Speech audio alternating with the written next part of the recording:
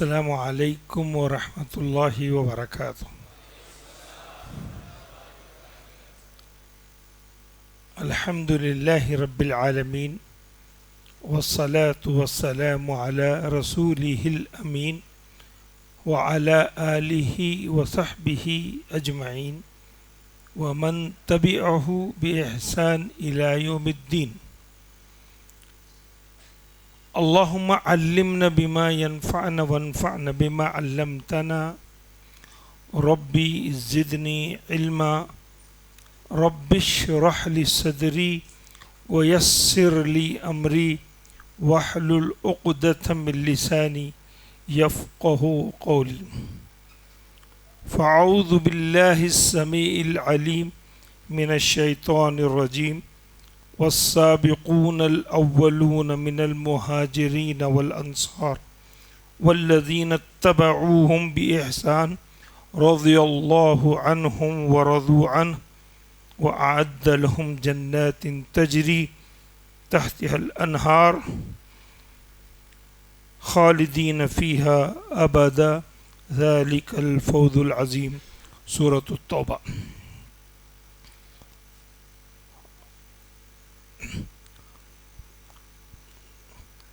قابل احترام ذمہ داران ابو ہریرہ سوسائٹی، علماء کرام،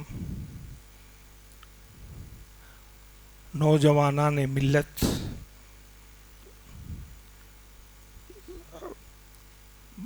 اسلامی ماؤں بہنوں، پیارے بچوں، میری طرح بارش بزرگ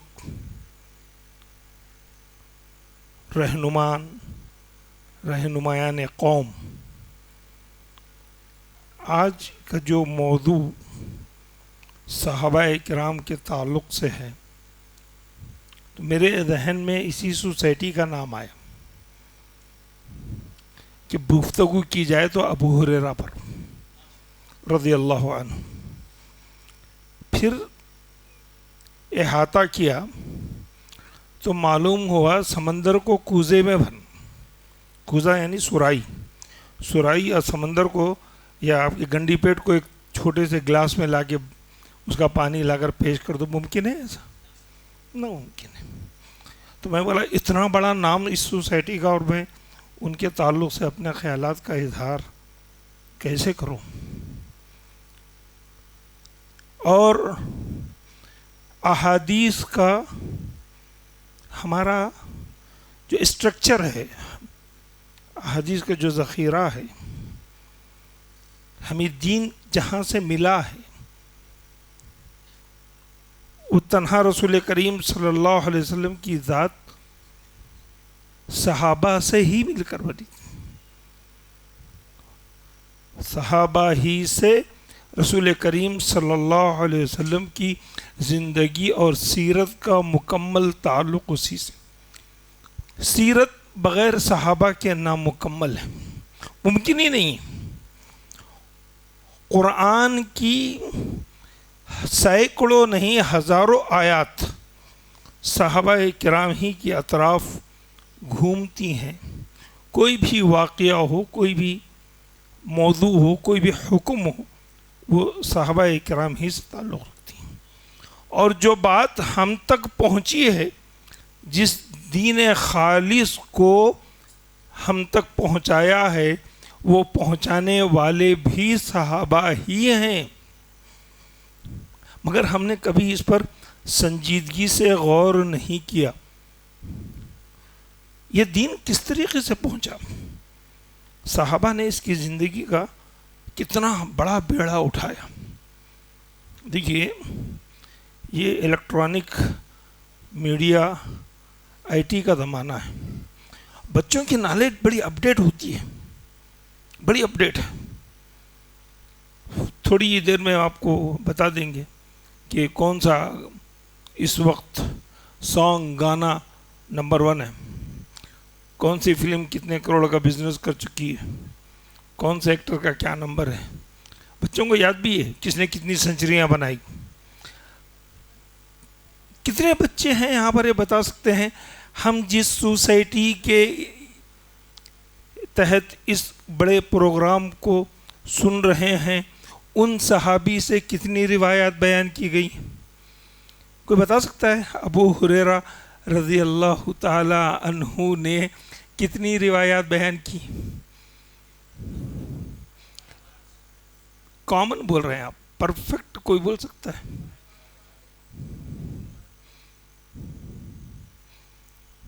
5374 5374 روایتیں 3.5-4 سال کے عرصے میں حضرت ابو ہریرہ رضی اللہ تعالی عنہ سے روایت کی گئی۔ حدیث کا ایک سسٹم یہ ہے، علم حدیث کا، کہ ایک بات ابو ہریرہ رضی اللہ تعالی عنہ نے سعید بن المسیب سے کہی جو ان کے داماد ہیں۔ سعید بن المسیب نے زہری سے کہی، شہاب زہری سے کہی، یہ ایک سند ہو گئی۔ اور وہی حدیث ابو ہریرہ رضی اللہ تعالی عنہ نے سعید بن المسیب سے کہی، سعید بن المسیب نے زہری کے علاوہ کسی اور سے کہی، تو یہ دوسری سند ہو گئی۔ تو یہ 5374 جو روایتیں ہیں یہ تکرار کے ساتھ ہیں، یعنی ایک روایت 2 مرتبہ بھی، کبھی کبھی 3 مرتبہ بھی آئی۔ بغیر تکرار کے ان کی روایتیں 2500 ہیں، جس کو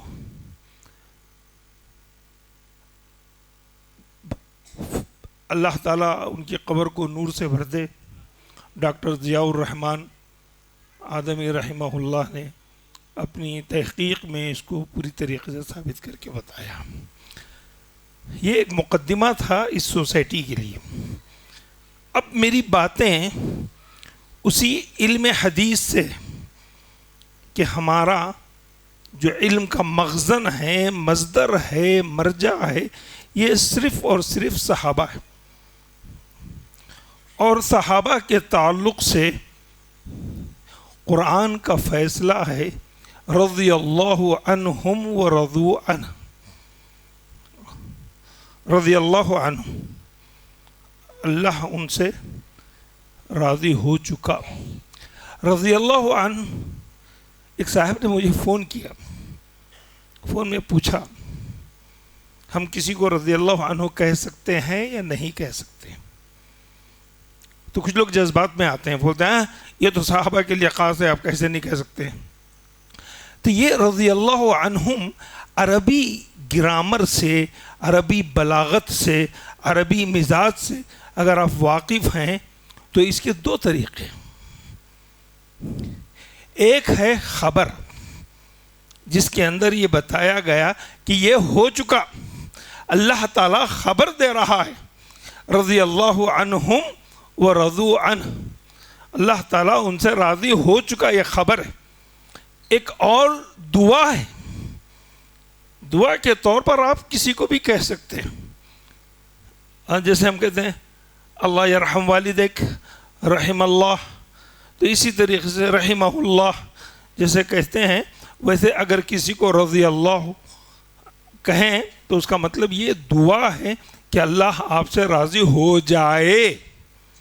یہ اسلوب ہے، اور جو عربی بلاغت اور فصاحت کے میدان میں جب آپ مہارت حاصل کریں گے تو اس طریقے کی کچھ باریکیاں ہمیں سمجھ میں آئیں گی۔ تو قرآن نے یہ اعلان کیا اور متعدد آیات میں کیا، رضی اللہ عنہم ورضوا عنہ۔ میں ایک خاکہ دینا چاہتا ہوں، صحابہ اللہ کے رسول صلی اللہ علیہ وسلم سے علم کیسے حاصل کرتے تھے۔ صحابہ رسول کریم صلی اللہ علیہ وسلم سے علی مدار الساعہ 24 آور کوئی وقت متعین نہیں تھا۔ رسول کریم صلی اللہ علیہ وسلم سے صحابہ کے حصول علم سفر میں، مسجد نبوی میں، چلتے پھرتے ہوئے، سواری پر ہر طریقے سے آپ کی کلاس ہوتی تھی. کئی احادیث معاذ بن جبل سے، فضل بن عباس سے، آپ ان کی سواری پر بیٹھے ہوئے ہیں اور آپ ان کو علم دے رہے ہیں، علم سکھا رہے ہیں، واقعات سکھا رہے ہیں. تو اس کا نفسیاتی طریقہ علم کا یہ ہے کہ آپ علم کی کلاس وقت اور حالات کی مناسبت کے لحاظ سے کبھی بھی لے سکتے ہیں. یہ طریقہ ہے. رسول کریم صلی اللہ علیہ وسلم نے گھر کے حالات میں بھی ایسی بہت ساری باتیں بتائی جو بالکل سمپل انداز میں، اگر اس کے لیے کوئی کلاس لگانے کی ضرورت نہیں پڑی. نفل روزوں کے احکامات گفتگو کے درمیان میں بات کرتے کرتے آپ کو علم آ گیا. تو صحابہ کے علم کا طریقہ یہ تھا کہ وہ رسول کریم صلی اللہ علیہ وسلم کے ساتھ جب بھی ہوتے سوال بہت کم کرتے، بہت کم کرتے. احصاء کر کے دیکھا گیا ہے، یعنی پوری طریقے سے باضابطہ جس کو سوال کہا جاتا ہے، عہد رسول میں صرف 17 سوال ایسے ہیں جس کو سوال کی حیثیت حاصل ہے پوری سیرت میں. رسول کریم صلی اللہ علیہ وسلم کی پوری زندگی میں رسول کریم صلی اللہ علیہ وسلم خود صحابہ کو ایسے باتیں خود بخود بتاتے تھے کہ صحابہ سوال کرنے سے گھبراتے تھے، ڈرتے تھے. بہت کم صحابہ تھے، بہت کم صحابہ تھے جنہوں نے سوال کیا. ابو ہریرہ رضی اللہ تعالیٰ عنہ نے ایک سوال کیا تھا. عموماً رسول اللہ صلی اللہ علیہ وسلم سوال کو پسند نہیں فرماتے تھے. کہتے تھے کہ تم کوئی سوال پوچھو اور اس پر وحی نازل ہو جائے تو وہ تم پر مصیبت بن جائے گی. اس لیے احتیاط ضروری تھی. ایک مرتبہ ابو ہریرہ رضی اللہ تعالیٰ عنہ نے رسول کریم صلی اللہ علیہ وسلم سے پوچھا، یا رسول اللہ، آپ کی شفاعت کس کے لیے؟ آپ کی شفاعت کس کے لیے؟ رسول کریم صلی اللہ علیہ وسلم نے کہا، ابو ہریرہ تمہارا یہ سوال بڑا اہم ہے. اس سے پہلے کسی نے مجھ سے یہ سوال نہیں پوچھا. آپ نے اپریشیٹ کیا. حضرت ابو ہریرہ رضی اللہ تعالیٰ عنہ کو اپریشیٹ کیا کہ یہ سوال کسی نے مجھ سے نہیں پوچھا. اللہ کے رسول صلی اللہ علیہ وسلم نے فرمایا، جو صدق دل سے لا الہ الا اللہ کہے گا میری شفاعت اس کے لیے. صدق و ایمان کے ساتھ، یقین کے ساتھ. من قال لا الہ الا اللہ، اگر وہ اس کے بعد گناہ اس کے ہو جائیں تو اس کی شفاعت رسول کریم صلی اللہ علیہ وسلم کی شفاعت اس کے حق پہ ہے. اور یہ روایت ابو ہریرہ سے. ابو ہریرہ رضی اللہ تعالیٰ عنہ کی روایات کو اگر ذکر کیا جائے، اہم روایات کو، تو فجر کا وقت بھی بغیر عشاء کی نماز بھی نہیں پڑھے. اچھا، جمع بین صلاتین لوگ. اچھا، میں ثلاثۃ الذین خلفوا میں ہوں. اچھا ٹھیک ہے. صحابہ کا جو اشتیاق تھا، شوق علم حدیث میں رسول کریم صلی اللہ علیہ وسلم کی ساتھ رہنے میں، وہ اتنا زیادہ تھا کہ ایک حضرت ابو عمر حوالی میں رہتے تھے. مدینے میں ایک مقام ہے، تھوڑے سے فاصلے پر ہے. وہاں پر انہوں نے کرائے سے گھر لیا تھا جب مدینہ آئے تھے، تو وہاں رہتے تھے.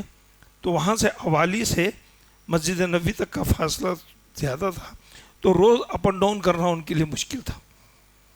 تو وہ جس انصاری صحابی کے ساتھ رہتے تھے، وہ دونوں نے آپس میں اتفاق کر لیا کہ بھائی ایک دن آپ مدینہ جائیں گے، ایک دن میں جاؤں گا.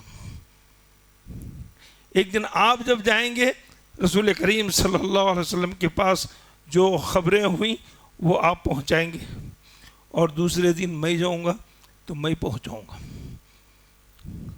یہ تو رسول صلی اللہ علیہ وسلم کی زندگی کے معاملات ہو گئے. آپ کو معلوم ہے عبداللہ ابن عباس کون ہے؟ رسول کریم صلی اللہ علیہ وسلم کے چچا زاد بھائی. ان کو حبر کہا جاتا ہے یا ان کو بحر کہا جاتا ہے، سمندر، اور ترجمان القرآن کہا جاتا ہے، کہاں یعنی عالم الامہ کہا جاتا ہے۔ یہ حضرت عمر کے ساتھ اٹھتے بیٹھتے تھے، لوگوں کو پسند نہیں تھا، یہ کم عمر تھے، ٹین ایج میں تھے، عمر 45-50 کے اوپر تھے، تو لوگوں کو پسند نہیں تھا کہ ان کے ساتھ یہ اٹھتے بیٹھتے رہے۔ تو حضرت عمر نے کہا کہ نہیں، ان کی ذہانت اور علم کی وجہ سے میں ان کو اپنے ساتھ رکھتا ہوں۔ پھر اس کا انہوں نے ایک ایگزام صحابہ کے ساتھ، صحابہ کے بچوں کے ساتھ ایک ٹرائل بھی لی، ایک ایگزام بھی دیا، سورہ نصر کے بارے میں پوچھا، بتائیے اس کا کیا میسیج ہے؟ تو صحابہ کے بچوں نے کہا تو اس میں تو کامیابی کی خوشخبری ہے۔ رسول کریم صلی اللہ علیہ وسلم کو بتایا گیا کہ آپ عبادت کریں۔ حضرت عبداللہ ابن عباس سے پوچھا گیا تو عبداللہ ابن عباس نے کہا اس میں رسول کریم صلی اللہ علیہ وسلم کی وفات کی خبر ہے۔ ایک ترجمہ قرآن ہے، ایک فہم قرآن ہے، ایک تدبر قرآن ہے۔ تو یہ تدبر قرآن کا نتیجہ تھا کہ عبداللہ ابن عباس نے کہا فیہا نعی رسول اللہ صلی اللہ علیہ وسلم، اس میں رسول کریم صلی اللہ علیہ وسلم کی وفات کی خبر ہے۔ وہ کہا کہ جب آپ اپنے کام سے فارغ ہو جائیں، یعنی ریٹائرمنٹ ہو جائے، آخری وقت ہے، اس کے بعد آپ اللہ کی طرف رجوع ہو جائے، اس صورت میں وہی کہا گیا ہے۔ تو یہ عبداللہ ابن عباس رسول کریم صلی اللہ علیہ وسلم کے انتقال کے بعد صحابہ کے دروازے پر چٹائی ڈال کر بیٹھ جاتے تھے فجر کے بعد، اور جب وہ گھر سے باہر نکلتے تھے، جب سورج چڑھ گیا تو ان سے بولتے تھے کہ آپ کے پاس کوئی حدیث ہے مجھے سنائیے۔ یہ معمول تھا عبداللہ ابن عباس کا۔ وہ کہتے آپ رسول کریم صلی اللہ علیہ وسلم کے عمزاد اہل بیت، آپ ہم ہی کہتے ہیں، ہم آ کے آپ کو سنا دیتے ہیں۔ کہا کہ نہیں، یہ میری ضرورت ہے، کوئی ہے وہی وی آئی پی ہمارے پاس آ کر کسی عالم کے پاس پڑھنے کے لیے، ہے کسی لکھپتی کا بیٹا؟ حضرت امام بخاری رحمۃ اللہ علیہ کے پاس بخارا کے گورنر نے اپنے بچوں کو بھیج کر چٹھی دے کر کہا آپ میرے بچوں کو گھر پر آ کر پڑھائیے، ٹیوشن دیجیے۔ امام بخاری نے کہا انا لا احمل العلم الى باب الامراء، اسی خط کے پیچھے لکھ کر بھیج دیا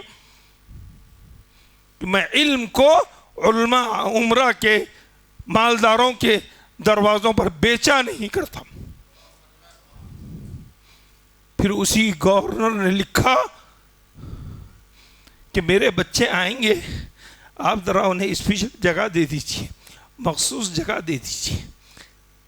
امام بخاری کی مجلس میں 10-10 ہزار شاگرد بیٹھا کرتے تھے، صرف اتنا پن ڈراپ سائلنس منظر رہتا تھا، صرف ان کے قلم کی نوک سے جو آواز آتی تھی وہ گونجتی تھی۔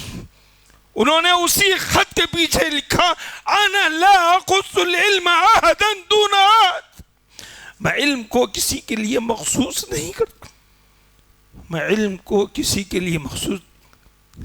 یہ علم ہم تک کیسے پہنچا؟ ابو ایوب انصاری کس لحاظ سے مشہور ہے؟ میزبان رسول، میزبان رسول کی سعادت ابو ایوب انصاری کو حاصل ہوئی۔ وہ کہتے ہیں، سنیے، علم کس کو کہتے ہیں سن لیجئے، ہم واٹس ایپ پر مار لیے، روایات آ گئی، کسی پر تنقید کر دیے، سن لیجئے علم کس کو کہتے ہیں۔ ابو ایوب انصاری کو ایک حدیث یاد تھی، اور وہ حدیث مدینے میں کسی کو یاد نہیں تھی۔ انہوں نے لوگوں کو حدیث سنائی تو انہوں نے ہم نے اللہ کے رسول سے نہیں سنا. پھر پوچھا کون سنے؟ کہا عامر بن عقبہ ہیں جو مصر میں ہیں، انہوں نے یہ حدیث اللہ کے رسول سے سنی. تو ابو ایوب انصاری رضی اللہ عنہ اس حدیث کے کنفرمیشن کے لیے کہ میں نے جو الفاظ سنے ہیں ایک لائن کی ہے بھائی، ایک لائن کی حدیث ہے، اس کنفرمیشن کو لینے کے لیے ابو ایوب انصاری مصر کا سفر کرتے ہیں. مصر کا سفر کرتے ہیں حدیث کے کنفرمیشن کے لیے، کوئی نئی حدیث لینے کے لیے نہیں. مسلسل 1 مہینے کا سفر. وہاں کے گورنر مسلمہ بن مخلد رہتے ہیں، ان کے گھر پر جاتے ہیں. ان کو دیکھ کر ابو ایوب انصاری کو چونک پڑتے ہیں. ابو ایوب آپ؟ کہا کہ ہاں، اپنے گھوڑے پر سے، اپنے اونٹ پر سے اترتے بھی نہیں، ان کے کہنے پر اترتے ہیں، پھر معانقہ کرتے ہیں. پھر اس کے بعد اونٹ پر سوار ہو کر کہتے ہیں مجھے عقبہ بن عامر کے گھر کا پتہ چاہیے، آپ اس شخص کو میرے ساتھ بھیجیے جو ان کا گھر جا. کہا کیا کام ہے؟ کہا میں نے ایک حدیث اللہ کے رسول سے سنی ہے، صرف میں یہ کنفرمیشن لینے کے لیے آیا کہ جو الفاظ میں نے سنے ہیں کیا وہی ہے یا نہیں. حدیث کیا ہے؟ ستر اللہ مؤمنا بالخزیۃ یوم القیامہ، من ستر ستر اللہ مؤمنا بالخزیۃ یوم القیامہ. کیا حدیث ہے؟ کس نے کسی مسلمان کی برائی کو چھپائے، خزیہ کہتے ہیں بے عزتی جس کی، سن کر اس کو اپنے آپ کو رسوا محسوس کرے. کسی مسلمان کی رسوائی کو کسی مومن نے چھپایا، ستر پوشی کی، قیامت کے دن اللہ اس کی ستر پوشی کرے گا. اس ایک ستر کی تصدیق کے لیے مصر گئے. یہ بات عقبہ بن عامر سے پوچھی اور اس کے بعد اسی وقت وہاں سے پوچھ کر واپس لوٹ گئے. نہ مصر میں رکے، نہ وہاں پر کسی قسم کی خریداری کی، نہ وہاں میں کی سیاست میں کسی قسم کی دلچسپی لی. ایک بڑی شخصیت مدینے سے آئی ہے، لوگوں کے جمگھٹے میں گم ہو جائے گی، ایسا کچھ نہیں کیا. علم حدیث.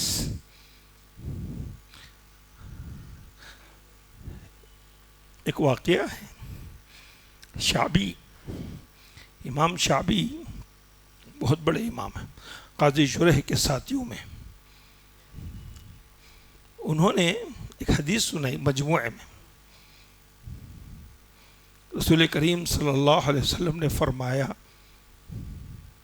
کہ جس کی لونڈی ہو اور اس نے اس کی اچھی تربیت کی، اس کو پڑھایا، پھر اس کو آزاد کیا، اس سے شادی کر لی. اس میں 2-3 باتیں ذکر ہیں. یہ حدیث سنانے کے بعد انہوں نے کہا تم نے یہ حدیث یوں ہی سن لی بیٹھے بیٹھے جیسے اب ہم سن رہے ہیں، تم نے یہ حدیث یوں ہی سن لی بیٹھے بیٹھے، اس کے لیے لیل و نہار کا ہم نے سفر کیا، دن اور رات ہم اس سلسلے میں مصروف رہے. عبداللہ بن جابر بن عبداللہ رضی اللہ عنہ، جانتے ہیں آپ 7 صحابہ ایسے ہیں جن کو فقہاء المدینہ کہا جاتا ہے. فقہاء المدینہ کتنے لوگ جانیں گے بھائی؟ اگر سوسائٹی والے کوئی انعام رکھ دیں اس پر بتانے کے لیے کہ 7 مدینے کے فقہاء کون ہیں، ان کے احادیث کا مجموعہ کیا ہے. عبداللہ ابن عمر، عبداللہ ابن عباس، عبداللہ ابن مسعود، عبداللہ ابن عمر بن العاص، ان کو عبادلہ اربع کہا جاتا ہے، ان کو عبادلہ اربع کہا جاتا ہے۔ ان کے علاوہ ام المومنین عائشہ رضی اللہ تعالی، حضرت علی اور عمر، انہیں فقہائے مدینہ کہا جاتا ہے۔ 7 صحابہ ایسے ہیں جن کی احادیث 1000 سے زیادہ ہے، جیسے ابو ہریرہ رضی اللہ تعالیٰ عنہ کے سلسلے میں نے کہا مقررات کے ساتھ 5374۔ دوسرے نمبر میں عبداللہ ابن عمر کثرت روایات میں، جن کی روایات ہیں 2630 عبداللہ ابن عمر نے روایت کی سب سے زیادہ۔ اس کے بعد ہے حضرت انس 2220 یا آگے پیچھے، پھر اس کے بعد ام المومنین عائشہ رضی اللہ تعالیٰ عنہ 2110۔ اب آئیے عبداللہ بن جابر بن عبداللہ رضی اللہ تعالیٰ عنہ کی روایات ہیں 1574۔ ان کو معلوم ہوتا ہے ایک سب سے زیادہ روایتیں کرنے والے 7 افراد میں ان کا شمار ہے، اور انہیں معلوم ہوتا ہے کہ ایک حدیث شام میں ایک صحابی ہیں ان کے پاس ہے، خود کے پاس احادیث کا مجموعہ ہے، ذخیرہ ہے، تو یہ ایک خاص سواری خریدتے ہیں اسی غرض کے لیے، اپنا پیسہ لگاتے ہیں اور اس کے بعد وہاں کا سفر کرتے ہیں اور وہ حدیث سنتے ہیں۔ یحشر اللہ یوم القیامہ عراۃ غرلا عراۃ، اللہ تعالیٰ قیامت کے دن لوگوں کو ننگا اٹھائے گا۔ اس حدیث کو کی تفصیلات قصاص کے سلسلے میں یہ حدیث ہے، قصاص کے باب میں اس کی تفصیل کو بتاتے ہیں۔ صرف یہ حدیث سنتے ہیں، پھر اس کے بعد اسی وقت وہاں سے لوٹ جاتے ہیں، اسی وقت وہاں سے لوٹ جاتے ہیں۔ ایک مرتبہ امام اوزاعی سے ابو زرع نے کہا کہ میں 4 دن سے آپ کے ساتھ ہوں اور آپ نے صرف 30 احادیث کا ذکر کیا ہے، 30 احادیث کا ذکر کیا ہے۔ تو اس کے جواب میں انہوں نے کہا لوگ ایک ایک مہینہ سفر کر کے ایک حدیث حاصل کرتے تھے، تم خوش نصیب ہو کہ تم ہی 4 دن میں 30 حدیثیں مل گئیں۔ دیکھیے صحابہ کا جائزہ ہم لے کر دیکھیں گے، جن صحابہ کے پاس احادیث کا ذخیرہ ہے یہ بڑے معمولی قسم کے لوگ تھے۔ حضرت ابو ہریرہ قلاش تھے، قلاش۔ کتنے قلاش کہ بھوک کی وجہ سے میں بھوکا ہوں نہیں کہتے تھے، آیات نفقہ پڑھتے تھے، آیات صدقہ پڑھتے تھے۔ پڑھنے والا سمجھنے والا سمجھ لیتا تھا کہ ان کا مدعا یہ ہے کہ ان کی روٹی کا انتظام کیا جائے، وہ ابو بکر صدیق تھے۔ ان کے پاس احادیث کا 3.5 سال 4 سال میں ذخیرہ جمع ہوا تو خود بہت سارے لوگوں نے اعتراض کیا، یہ اتنا بڑا مجموعہ کہاں سے آ گیا بھائی؟ ابو بکر رضی اللہ تعالی عنہ رسول کریم صلی اللہ علیہ وسلم کے بچپن کے ساتھی، جوانی کے ساتھی، مکے کی پوری زندگی میں آپ ساتھ رہے، مدینے میں ساتھ رہے، ہجرت آپ نے ساتھ کی، آپ کی زندگی میں آپ کے سامنے آپ کی تدفین عمل میں آئی، رسول کریم صلی اللہ علیہ وسلم کی 500 روایتیں بیان کی، اور لکھی تھی انہوں نے، حضرت ابو بکر نے 500 روایتیں لکھی تھی۔ اس کے بعد لوگوں کے سامنے وہ مجموعہ جب سامنے آیا تو انہوں نے اس کو جلا دیا، حضرت ابو بکر نے جلا دیا۔ لوگوں سے پوچھا ابو بکر آپ نے کیا کیا یہ؟ انہوں نے کہا یہ احادیث میں نے رسول کریم صلی اللہ علیہ وسلم سے سن کر لکھی ہیں، تو اس کے ما لہ و ما علیہ، یعنی اس کا بیک گراؤنڈ کیا ہے، اس کی جغرافیہ کیا ہے، وہ میں جانتا ہوں، دوسرے لوگ نہیں جانتے. مجھے یہ خدشہ تھا کہ تم اس کو غلط سمجھو گے تو میں گنہگار بن جاؤں گا، اس لیے میں نے اس کو جلا دیا. احتیاط احتیاط. تو لوگوں نے ابو ہریرہ رضی اللہ تعالیٰ عنہ پر اعتراض کیا کہ بھائی بخاری کی روایت ہے، اس میں کہا کہ مجھ پر اعتراض کرتے ہیں. تو انہوں نے جواب دیا، دوسروں کے جواب کی ضرورت نہیں ہے، خود ابو ہریرہ رضی اللہ تعالیٰ عنہ نے جواب دیا. کہا کہ میں وہ آدمی ہوں پیٹ بھر گیا تو مسجد نبوی کے دروازے پر پڑا رہتا ہوں، اور مہاجر صحابہ تجارت کے لیے صفقات کے لیے بازار چلے جاتے ہیں، اور انصار اپنے کھیتوں کے مال اور اسباب کا بندوبست کرتے ہیں. میں تو فارغ البال ہوں، میں صفہ میں رہتا ہوں، اور میں رسول کریم صلی اللہ علیہ وسلم کے ساتھ چمٹا رہتا ہوں. ایک مرتبہ رسول کریم صلی اللہ علیہ وسلم نے کہا کہ چادر پھیلاؤ. ابو ہریرہ نے چادر پھیلا دی. رسول کریم صلی اللہ علیہ وسلم نے دعا پڑھ کر اس میں پھونکی تو کہا کہ اس کو سمیٹ.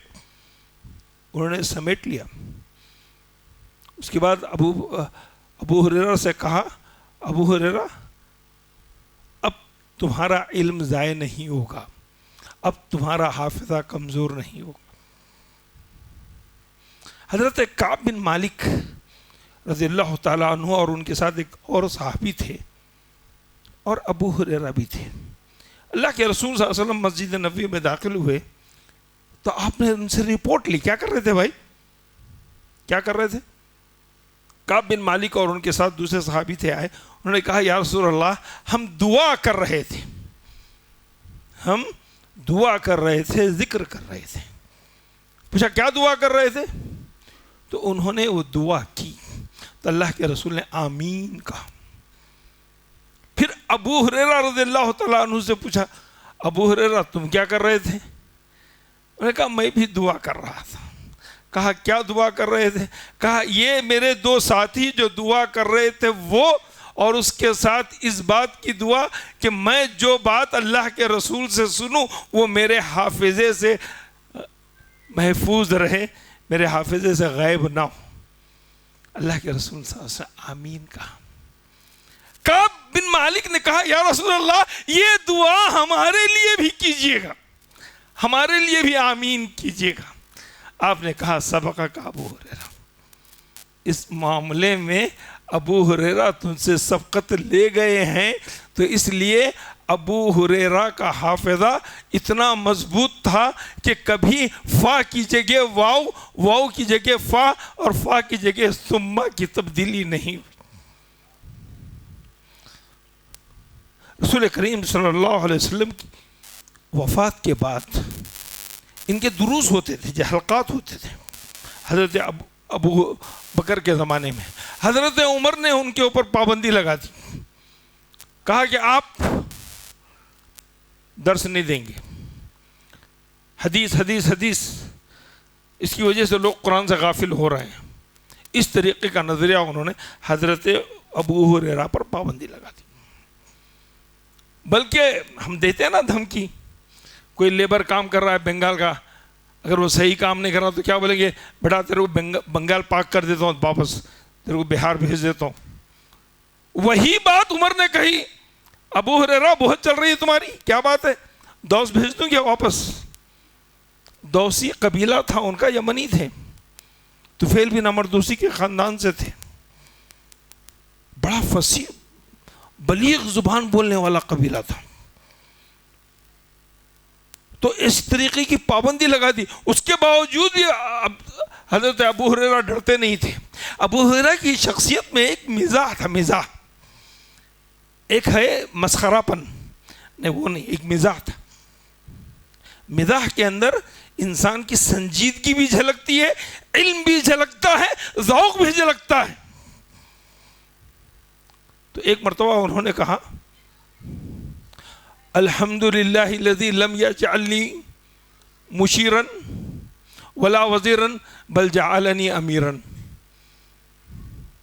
کہ اللہ تعالیٰ نے مجھے نہ مشیر بنایا نہ وزیر بنایا بلکہ مجھے امیر بنایا۔ مدینے کے والی تھے۔ تو وہ